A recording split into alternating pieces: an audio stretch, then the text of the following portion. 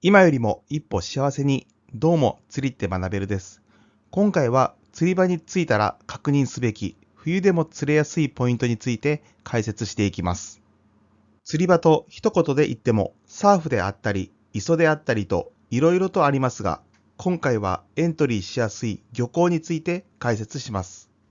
皆さんの中でもまだまだ釣りの経験が少なく、いざ漁港に釣りに行ってもどこで釣りをすればいいか迷ってしまう方もいらっしゃいますよね。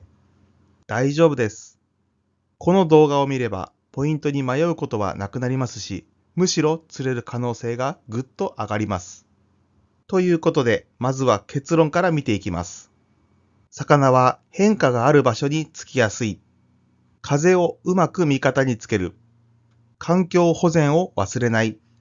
この3つの結論について解説していきます。魚が釣れるということは、釣りの面白さを味わう上では大前提となる重要な部分ですから、一緒に勉強していきましょう。コメント欄で釣り場にまつわる思い出や釣り場のポイントなども募集しております。この動画が釣り場についての情報交換の場としてご活用いただけましたら嬉しいです。この場所はよく釣れるよとか、ここは厳しいねなどの一言でも大丈夫です。そこで本日の目次ですが、どこの漁港に行ってもどれかが該当してほしいと思って考えていたら、ちょっと長くなってしまいました。渓流線周り、常夜灯周り、堤防の角、消波ブロックの際、足元、海藻周り、風向き、ゴミは持ち帰る。そして動画の最後には特典パートとして使ってみて便利だった道具を紹介するので、最後までお楽しみください。係留線周りから解説します。漁港では漁船が係留されていることが多く、その係留された船には必ず影ができます。そしてその影の部分で泳いでいる魚の姿を見たことがある方も多いのではないでしょうか。つまりその影となっている部分は魚にとっては格好の隠れ家となっているわけです。ただし、係留線には必ずロープが張られていますから、絶対に引っ掛けないように注意してください。ロープに針がかかってしまうと、漁師さんの怪我の原因になってしまいますし、自分自身も仕掛けをロストして懐に怪我を負ってしまいますからね。二つ目は常夜灯周りです。常夜灯周りは季節に関係なく釣れやすい場所です。常夜灯にはプランクトンが集まりやすく、それを捕食するために魚が集まってきます。ただし、光が当たっている場所を狙うのではなく、明暗部を狙ってください。つまり、暗部から明部のプランクトンを虎視眈々と狙っている魚を逆に狙ってやりましょう。三つ目は堤防の曲がり角です。堤防の曲がり角は潮の流れが変化するポイントです。日中であれば日陰になっている部分は狙い目となります。また、ゴミなどが溜まっている場合は、プランクトンも溜まっている可能性があるので、ゴミをうまく避けながら狙ってみてください。そこで釣れた魚を食べるとなると気が引けますが、自己責任でお願いします。四つ目は、消波ブロックの際です。皆さんご存知の通り、消波ブロックには隙間がたくさんあります。そのため、カニやエビ、フナムシなど、魚の餌が豊富にストックされている場所となるわけです。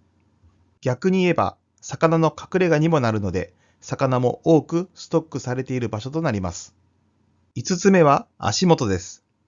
釣りというと沖ばかりが注目されがちですが、堤防で考えると足元から深い場所が多いです。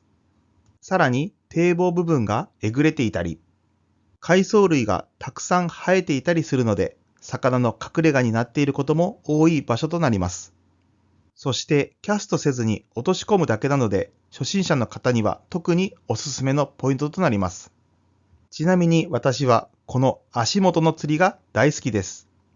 6つ目は海藻周りです。海藻は海のゆりかごと呼ばれるように、エビやカニ、小魚が生活するために最適な場所となっています。また、冬季の産卵場所になることが多く、魚が寄ってきやすい場所です。つまり、抱卵個体が釣れやすい場所でもあるので、抱卵個体は絶対にリリースして資源保護に努めましょう。7つ目は風向きです。風向きは釣りをする上では切っても切れない関係です。まず、向かい風から解説します。向かい風は一見すると釣りにくいイメージがありますが、プランクトンやベイトが岸際に流され、それに魚が集まりやすいので、先ほどの堤防の曲がり角などと一緒に選べば釣りやすい風向きと言えます。注意点はキャストした際に飛距離が圧倒的に落ちることが挙げられます。そのため、低弾道やサイドキャストで風の影響を極力受けないようにする必要があります。次に追い風について解説します。追い風のメリットはキャスト時の飛距離が圧倒的に伸びることです。そのため、普段届かないような竿抜けポイントを攻めることができます。注意点として、ラインが風で持ち上げられて沈みにくいことが挙げられます。特に PE ラインは水に浮きやすいので、ある程度重みのあるルアーなどを使用するようにしましょう。最後に横風について解説します。横風は釣りに慣れていない方であればおすすめしません。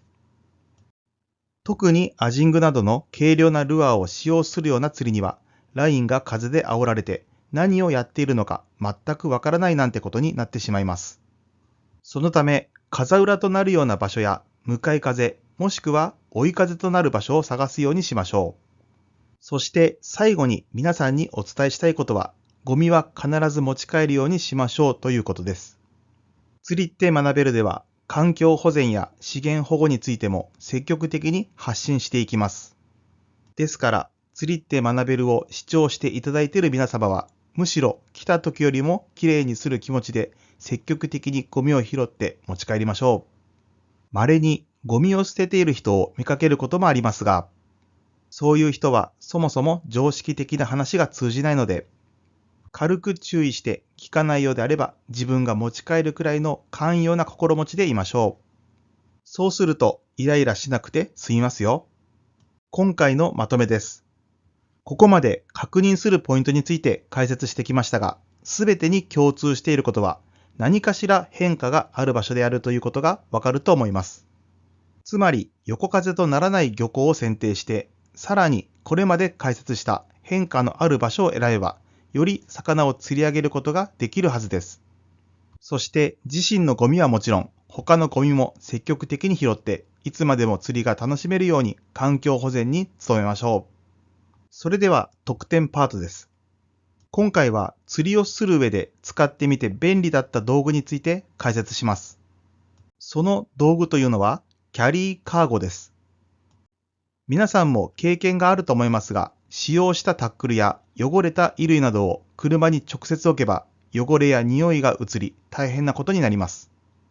そこでこのキャリーカーゴを一つ積んで、その中に汚れ物などを入れておけばそのまま運ぶことができます。さらに防水であることがほとんどなので、カーゴに入れたまま水をかけて洗うこともできます。